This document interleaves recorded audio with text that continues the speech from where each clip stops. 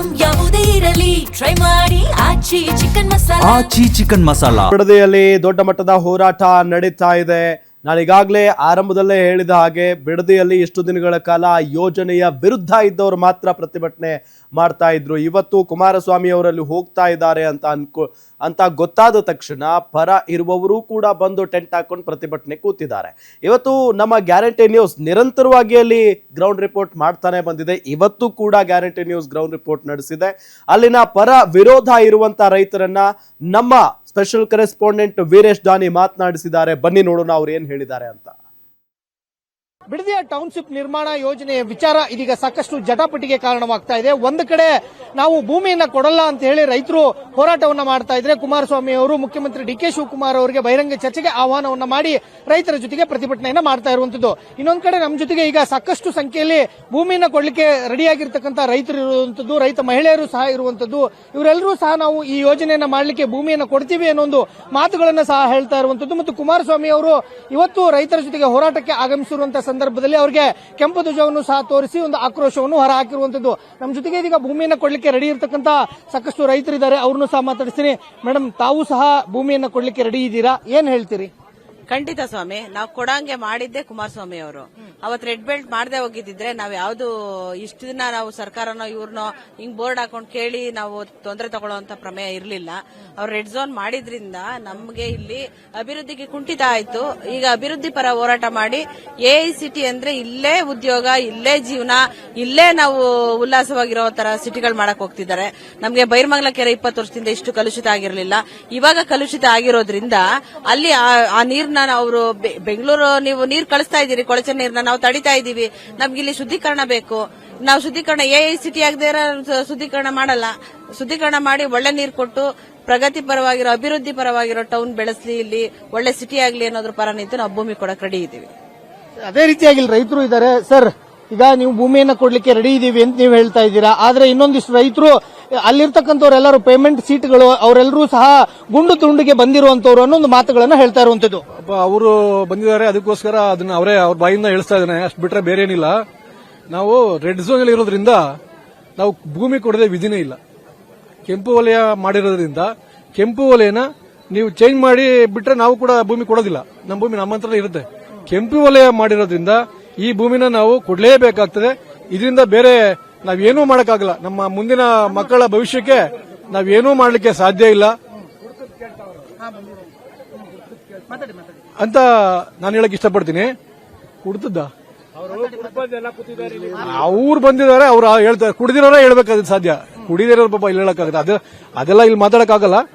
ತಾವು ದಯಮಾಡಿ ಹೇಳ್ತೀನಿ, ಕೆಂಪು ವಲಯನ ಮಾನ್ಯ ಕುಮಾರಸ್ವಾಮಿ ಅವರಿಗೆ ಬಹಳಷ್ಟು ಕಾನೂನು ತಜ್ಞರು ಗೊತ್ತಿದ್ದಾರೆ. ಈ ಕೆಂಪು ವಲಯನ ತೆಗಿಸಬಹುದಾ ಮೊದಲು ಕೇಳ್ಕೊಳ್ಳಿ. ಯಾಕೆಂದ್ರೆ ಅವರೇ ಮಾಡಿದಂತ ಒಳ್ಳೆಯ ಉದ್ದೇಶ ಇಟ್ಕೊಂಡು ಮಾಡಿದಂತ ಒಂದು ಟೌನ್ಶಿಪ್ ಇದು. ಆ ಕೆಂಪು ವಲಯ ಮಾಡದೆ ಹೋಗಿದ್ರೆ ಈಗಾಗಲೇ ಸುಮಾರು 20 ವರ್ಷಗಳಿಂದ ಇಲ್ಲಿನ ರೈತರು ಪರಿತಪಿಸ್ತಾ ಇದ್ದಾರೆ ಈ ಕೆಂಪು ವಲಯದಿಂದ. ಕುಮಾರಸ್ವಾಮಿ ಅವ್ರಿಗೆ ಗೊತ್ತಿಲ್ಲ, ಕೇಂದ್ರ ಮಂತ್ರಿಗಳವರು.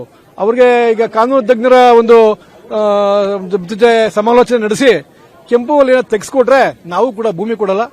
ನಮ್ಮ ಭೂಮಿ ನಮ್ಮ ಹತ್ರನೇ ಇರ್ತದೆ. ಅಂದ್ರೆ ರೆಡ್ ಝೋನ್ ಅನ್ನ ತೆಗೆದ್ರೆ ನೀವು ಭೂಮಿ ಕೊಡ್ಲಿಕ್ಕೆ ರೆಡಿ ಇಲ್ಲ.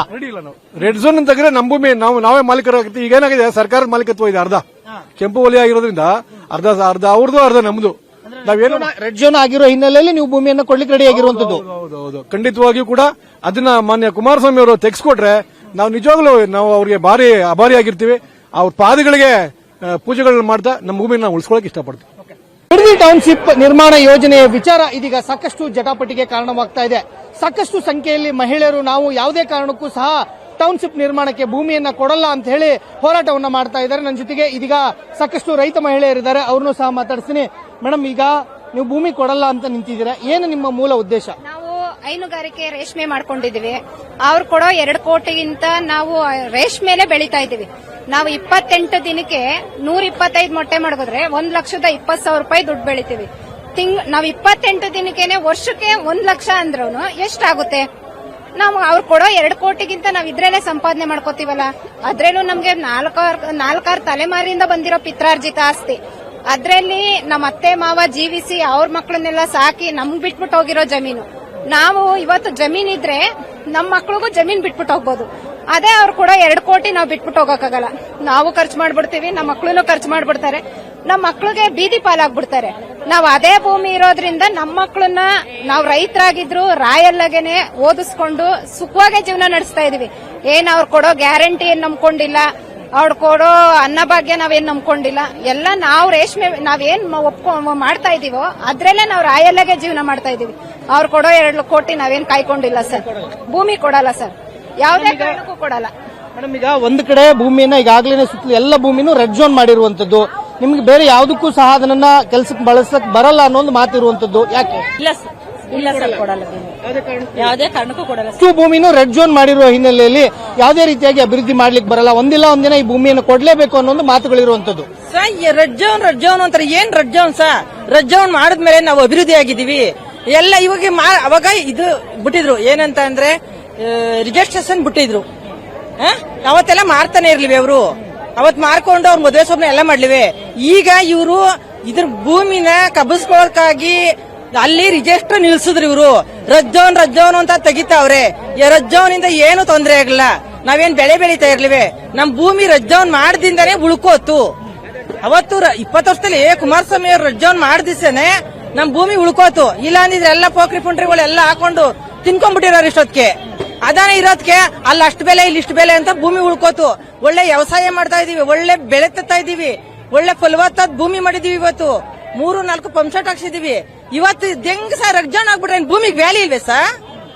ರೆಡ್ ಝೋನ್ ಅಂದ್ರೆ ಏನ್ ಸರ್? ನಾವ್ ಯಾವ್ದೇ ಕಾರಣಕ್ಕೂ ಭೂಮಿ ಕೊಡಲ್ಲ ಸರ್. ಈಗ ಒಂದ್ ಕಡೆ ನೀವು ಭೂಮಿ ಕೊಡಲ್ಲ ಅಂತೀರಾ, ಇನ್ನೊಂದ್ ಕಡೆ ಸಾಕಷ್ಟು ಸಂಖ್ಯೆಯಲ್ಲಿ ನಾವು ಭೂಮಿ ಕೊಡ್ತೀವಿ ಅಂತ ಹೇಳ್ತಾ ಇದ್ದಾರೆ. ರೈತರ ಮಧ್ಯೆ ಒಂದು ರಾಜಕೀಯ ಆಗ್ತಾ ಇದೆಯಲ್ಲ? ಹೌದು ಸರ್, ಮೊದಲನೇದಾಗಿ ಇದಂತೂ ಸತ್ಯ. ಈ ಸರ್ಕಾರನೇ ಇದು ಕಾರಣ. ಯಾಕಂದ್ರೆ ನಾವೆಲ್ಲರೂ ಒಂದೇ ಊರಿನವರಾದ್ರೂ ಅಣ್ತಂದಿ ತರ ಬದುಕ್ತಾ ಇದ್ವಿ. ಇವತ್ತು ಈ ಅಕ್ವೇರ್ ಅಂತ ಬಂದಿದ್ರಿಂದ ಎಲ್ಲರೂ ಏನಾಯ್ತು ಅಂದ್ರೆ ನಮ್ಗೇನೆ ವಿಷ ಅಂದ್ರೆ ನಮ್ ತಟ್ಟೆಗೆ ವಿಷ ಆಗ್ತಂಗಾಯ್ತು ಸರ್ಕಾರದವರು. ಇದನ್ನ ಇವಾಗ ಅವರು ತಿನ್ನಕ್ ರೆಡಿ ಆಗಿದ್ದಾರೆ, ನಾವು ತಿನ್ನಕ್ ರೆಡಿ ಇಲ್ಲ ವಿಷನ. ನಾವು ಅನ್ನ ತಿನ್ನಕ್ಕಾಗಿರೋರು ಅವ್ರ ವಿಷನೇ ತಿನ್ಬೇಕು ಅಂತ ಇದಾರೆ, ಅವ್ರು ಕೊಟ್ಕೊಳ್ಳಿ ಸರ್, ನಮ್ದೇನ್ ಅಭ್ಯಂತರ ಇಲ್ಲ. ಅವ್ರಿಗೆ ಪಾಪ ರೆಡ್ ಝೋನ್ ಇಂದ ತೊಂದರೆ ಆಗಿದೆ ಅಂತ ಅವ್ರು ಹೇಳ್ತಿದ್ದಾರೆ. ನಮ್ಗೆ ರೆಡ್ ಝೋನ್ ಇದಕ್ಕೆ ನಿಜವಾಗ್ಲೂ ಉದ್ದಾರ ಆಗಿದೀವಿ ಅಂತ ಹೇಳ್ತೀವಿ. ಯಾಕಂದ್ರೆ ರೆಡ್ ಝೋನ್ ಇರೋದ್ರಿಂದಾನೆ ಇವತ್ತು ರೆಡ್ ಝೋನ್ ಆಗಿದೆಯಲ್ಲ, ಮಳೆ ಆಗ್ತಿಲ್ವಾ, ಬೆಳೆ ಆಗ್ತಿಲ್ವಾ, ಭೂಮಿಗೆ ರೆಡ್ ಝೋನ್ ಅಂತ ನನ್ ಬೆಳೆ ಬರಲ್ಲ ಅಂತ ಹೇಳ್ತಾ ಇದೀಯ. ಹಾಕಿರೋ ಬೆಳೆ ಅದೇ ಮಳೆ ಅದೇ ಗಾಳಿ ಅದೇ ಬೆಳಕೆಲ್ಲ ಇದೆ ತಾನೆ. ರೆಡ್ ಝೋನ್ ಅಂದ್ರೆ ಏನ್? ಇವಾಗ ನಾವು ಮಾರ್ಬೇಕಾದವ್ರು ರಿಯಲ್ ಎಸ್ಟೇಟ್ ಮಾಡ್ಬೇಕಾದ್ರೆ ಮಾತ್ರ ರೆಡ್ ಝೋನ್ ಅವ್ರಿಗೆ ಅಡ್ಡ ಆಗಿರೋದು. ನಾವು ಬೆಳೆ ಬೆಳೆಯೋರ್ಗೇನು ಅಡ್ಡ ಆಗಿಲ್ಲ.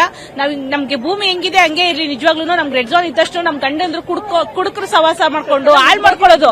ಅದೇ ಇವತ್ತು ಆ ಭೂಮಿ ಬಗ್ಗೆ ನಮ್ಗೆ ಬೆಲೆ ಇರೋದ್ರಿಂದ ನಾವ್ ಹೆಣ್ಮಕ್ಳು ಗಂಡ ಇಲ್ಲ ಅಂದ್ರೂ ಪರವಾಗಿಲ್ಲ, ನೀವು ಎಲ್ಲಾರು ಕುಡ್ಕೊಂಡು ಹಾಳು ಮಾಡ್ಕೊಂಡು ಬರೋದ್ರಿ, ಏನಾದ್ರು ನಾವು ದುಡಿದು ತಿಂತೀವಿ, ನಮ್ಮ ಮಕ್ಕಳನ್ನ ಸಾಕ್ತಿವಿ ಅಂತ ನಾವು ಎಲ್ಲರೂ ಕೂಡ ಆರ್ಥಿಕವಾಗಿ ಮುಂದಿದೀವಿ. ಇವಾಗ ಒಂದು ಜಮೀನ್ ಮಾರದೇ ಇರೋದ್ರಿಂದ ನಮ್ದು ಹೇಳ್ಕೊತೀವಿ ಹೆಮ್ಮೆಯಿಂದ, ನಾವು ರೈತರು ರೀ, ನಮಗೂ 2 ಎಕರೆ ಜಮೀನಿದೆ ಅಂತ ಕೇಳ್ತೀವಿ. ಇವತ್ತು ಜಮೀನ್ ಇರೋರಿಗೆ ವ್ಯಾಲ್ಯೂ ಇರೋದು. ಎಷ್ಟು ಎಕರೆ ಜಮೀನಿದೆ ಅಂತ ಕೇಳ್ತಾರೆ. ಮೊದಲು ಹೆಣ್ ಕೊಡ್ಬೇಕಾದ್ರೂ ಮುಂಚೆ ಅದೇ ಹೇಳ್ತೀರಿ, ಎಷ್ಟು ಎಕರೆ ಜಮೀನಿದೆ ಅಂತ ಕೇಳ್ತೀರಿ. ಇವತ್ತು ಹಂಗೆ ಕೇಳ್ತಾರೆ. ಇವತ್ತು ನಾವು ಒಂದು ಸೈಟ್ ತೋರಿಸಿದ್ರೆ ಯಾರು ಹೆಣ್ ಕೊಡಲ್ಲ. ಸೈಟ್ಗೋಸ್ಕರ ಊರಲ್ಲಿ ಎಷ್ಟಪ್ಪ ಜಮೀನ್ ಇಕ್ಕಿದೆ ಅಂತಾನೆ ಕೇಳೋದು, ನಿಮ್ದು ಎಷ್ಟು ಎಕರೆ ಇದೆ ಅಂತ ಕೇಳೋದು. ಜಮೀನ್ಗೆ ವ್ಯಾಲ್ಯೂ ಇರ್ತು. ರೆಡ್ ಝೋನ್ ಗ್ರೀನ್ ಝೋನ್ ಅಲ್ಲ, ಗ್ರೀನ್ ಝೋನ್ ಇದ್ರು ಬೆಳೆಯೋದೇನೆ, ರೆಡ್ ಝೋನ್ ಇದ್ರು ಬೆಳೆಯೋದೇನೆ. ಆ ಮಾರ್ಕೊಂಡು ತಿನ್ನೋರ್ಗೆ ಮಾತ್ರ ರೆಡ್ ಝೋನ್ ಅಡ್ಡ ಆಗಿರ್ಬೋದು. ನಮಗೆ ಕುಮಾರಣ್ಣ ಅವ್ರು ನಿಜವಾಗ್ಲೂ ನಾನೇನು ಅವ್ರ ಪರವಾಗಿ ಮಾತಾಡ್ತಿಲ್ಲ, ನಾವೇನ್ ಜೆಡಿಎಸ್ ಅಂತ ಇಲ್ಲ, ಇಲ್ಲಿರೋರು ಎಲ್ಲ ಕಾಂಗ್ರೆಸ್ ಇದೀವಿ, ಜೆಡಿಎಸ್ ಇದೀವಿ, ಬಿಜೆಪಿ ನಾವು ಪಕ್ಷಕ್ಕೋಸ್ಕರ ಮಾತಾಡ್ತಿಲ್ಲ. ಆದ್ರೆ ಅವರು ಅವತ್ತು ಮಾಡಿರೋ ಕೆಲಸ ನಿಜವಾಗ್ಲೂ ಒಳ್ಳೇದೇ ನಮ್ಗೆ. ಸಾಕಷ್ಟು ಸಂಖ್ಯೆಯಲ್ಲಿ ರೈತರನ್ನ ಹೊರಗಡೆಯಿಂದ ಕರ್ಕೊಂಡ್ಬಂದು ಪ್ರತಿಭಟನೆ ಮಾಡ್ತಾ ಇದ್ದಾರೆ ಅನ್ನೋ ಒಂದು ಆರೋಪ ಮಾಡ್ತಾ ಇದ್ದಾರೆ. ಸರ್, ನಾವ್ ಯಾಕೆ ಕರ್ಕೊಬರೋಣ? ಇವಾಗ ನಿಮ್ಗೆ ಅಷ್ಟು ಅನುಮಾನ ಆಯ್ತು ಅಂದ್ರೆ ನಾವು ಆಧಾರ್ ಕಾರ್ಡ್ ಸಮೇತ ಬಂದಿದ್ದೀವಲ್ವಾ, ನಾವು ಪಾಣಿ ಸಮೇತ ಕೂತಿದೀವಿ. ಇವತ್ತು ನೀವು ಮಾಧ್ಯಮದ ಮುಖಾಂತರ ಫೋಟೋ ಸಮೇತ ತಗೊಳ್ಳಿ, ಪ್ರೂವ್ ಮಾಡಿ. ನಾವೇನ್ ಕದ್ದು ಮುಚ್ಚಿ ಅನ್ನ ಕರ್ಕೊಂಡ್ ಬಂದಿರೋ ತೋರಿಸಿ ಇವತ್ತೇ ದಂಡ ನಿಲ್ಲಿಸ್ತೀವಿ. ಆ ತರದವ್ರಿದ್ರೆ ನಮ್ಗೆ ಅಂತ ದರ್ದು ಇಲ್ಲ ಸರ್ ಯಾವ್ದು. ನಾವೆಲ್ಲ ಹಳ್ಳಿಯವರು ಎಲ್ಲ ಜನಗಳು 1 ವರ್ಷದಿಂದ ಕೂತಿದ್ದೀವಿ. ಇವತ್ತು ಯಾರನ್ನೋ ಒಂದು ಮೆಚ್ಚಕ್ಕೋಸ್ಕರ ನಾವೇನು ಇಲ್ಲ ಯಾವ್ದಾರ ಒಂದು ಕುರ್ಚಿಗೋಸ್ಕರ ನಾವೇನ್ ಕೂತ್ಕೊಂಡಿಲ್ಲ. ಅವ್ರನ್ನ ಕರ್ಕೊಂಡ್ ಬಂದು ನಮ್ ಕಡೆ ಸಪೋರ್ಟ್ ಇದೆ, ಮೆಜಾರಿಟಿ ಇದೆ ಅಂತ ತೋರ್ಸಕ್ಕೆ ನಮಗ್ ನಾವೇ ಪ್ರೂವ್ ಮಾಡ್ತೀವಿ. ನಮಗ್ ನಾವೇ ರೈತರೇನೆ ನಮ್ ಶಕ್ತಿ. ನಮ್ಮನ್ನ ಯಾರು ಕೆಣಕ್ ಬೇಡ. ಈಗಲೂ ಹೇಳ್ತಾ ಇದೀವಿ, ನಿಮಗ್ ಬೇಕಾ ಮಾಡಿಸ್ಕೊಳ್ಳಿ, ನಮಗ್ ಬೇಡ ಅನ್ನೋರ್ನ ಬಿಟ್ಬಿಟ್ಟು ಇವಾಗ ಅವ್ರು ಏನ್ 20% 80% ಒಪ್ಕೊಂಡ್ಬಿಡಲ್ಲ. 1 ವರ್ಷದಿಂದ ಏನ್ ಮಾಡ್ತಾ ಇದ್ರಿ ಮತ್ತೆ 80% ಮಾಡ್ಬೇಕಾಯ್ತು. ಇವಾಗ 1,000 ಎಕರೆ ಜಮೀನ್ ಅಕ್ವೇರ್ ಆಯ್ತು KDBಗೆ. ಅಲ್ಲಿ ತಿಮ್ಮೇಗೌಡ ಅನ್ನೋರೊಬ್ರು ಕೊಟ್ರು, ಅವ್ರಿಗೆ ಸಾಲ ಆಯ್ತು, ದರ್ದಿತ್ತು, ಮಾರ್ಕೊಂಡ್ರು. ಅದ್ರಲ್ಲಿ ಬರೀ ಕೇವಲ ಒಂದು 10-15 ಜನ ರೈತರದಿತ್ತು. ಈಗ ಅವರು 1,000 ರೌಂಡ್ ಫಿಗರ್ ಮಾಡ್ಬೇಕಾಯ್ತು, ಹಂಗಾಗಿ 10 ಜನ ತಗೊಂಡ್ರು. ನಾವ್ ಅವಾಗ ಯಾರು ಕೇಳಿಲ್ಲ. ಯಾಕಂದ್ರೆ ಆಯಪ್ಪನ ಸ್ವಂತ ಅವರು ಬಿಸ್ನೆಸ್ ಕೂಡ ಹಾಕೊಂಡ್ರು ಅವರು. ನಾವು ರೈತರು, ನಾವು ನಮ್ ಜಮೀನ್ ಬಂದಾಗ ಮಾತ್ರ ನಾವು ಕೇಳ್ಬೇಕೆ ಹೊರತು ಬೇರೆಯವರು ಬಿಸ್ನೆಸ್ ಮ್ಯಾನ್ ಜಮೀನ್ ಕೇಳಕ್ ನಮ್ಗೇನಿದೆ ಸರ್ ಹಕ್ಕು. ಈಗ ನಮ್ ಜಮೀನ್ ಮೇಲೆ ಬಂದಿದ್ರೆ ನಾವು ಕೇಳ್ತಿದೀವಿ. ಈಗ ಅಲ್ಲಿ 1 ವರ್ಷ 2 ವರ್ಷ ಆಯ್ತಲ್ಲ, ಏನ್ ಅಭಿವೃದ್ಧಿ ಮಾಡಿದ್ರೆ 2 ವರ್ಷದಿಂದ ನೀವು ಈಗ ಹೇಳ್ಬಿಡ್ತೀರಾ ಸೈಟ್ ಕೊಟ್ಬಿಡ್ತಾ ಇದೀವಿ, ಪಾರ್ಟ್ನರ್ಶಿಪ್ ಮಾಡ್ಕೊಳಕ್ ನಾವೇನ್ ಬಿಸ್ನೆಸ್ ಮ್ಯಾನ್ಗಳ ಇಲ್ಲಿ? ಏನ್ ಪಾಲುದಾರಿಕೆ ಮಾಡ್ಕೊತಾ ಇದ್ದೀರಾ ನೀವು? ನಾವು ಕೇಳಿದೀವ ಪಾಲುದಾರಿಕೆ ಮಾಡ್ಕೊಂಡು ನಮ್ ಕೈಲಿ ನಮಗ್ ಬೇಕಾಗಿಲ್ಲ ರೀ. ನಮ್ ಕಡೆ ಒಂದ್ ಗಾದಿ ಹೇಳ್ತಾರೆ, ಅಕ್ಕಿನ ಕೊಟ್ಬಿಟ್ಟು ಒಂದ್ ಪಾವಲ್ಲಿ ಅಕ್ಕ ನಿಮ್ ಪ್ರಸಾದ ಕೊಡಿ ಅಂತ ಕೈ ಹೊಡ್ಕೊಂಡು ನಿಂತ್ಕೊಳಕ್ಕೆ ನಮ್ಗೆ ಗ್ರಾಚಾರನ? ನಮ್ ಜಮೀನು ಎಕರೆ ಕೊಟ್ಬಿಟ್ಟು ಸೈಟ್ ಯಾಕೆ ಇಟ್ಕೊಳ್ಳೋಣ? ಇವತ್ತು ಎಕರೆ ಗಟ್ಲೆ ಜಮೀನ್ ಇದ್ರೆ ನಾವ್ ಏನ್ ಬೇಕಾದ್ರೂ ಮಾಡ್ತೀವಿ. ಸೈಟ್ ಅಲ್ಲಿ ಪಾಟಲ್ಲಿ ಇಟ್ಕೊಂಡ್ ಕುತ್ಕೊಳ್ಳೋಣ? ರಾಗಿನ ಅಕ್ಕಿ ಬೆಳೆ ಭತ್ತನ ಇಲ್ಲ ತೆಂಗಿನ ಮರ ಪಾಟಲ್ಲಿ ಇಟ್ಕೊಂಡ್ ಬೆಳ್ಸಕ್ಕಾಗತ್ತಾ ಸೈಟ್ ಕೊಡೋದ್ರಲ್ಲಿ?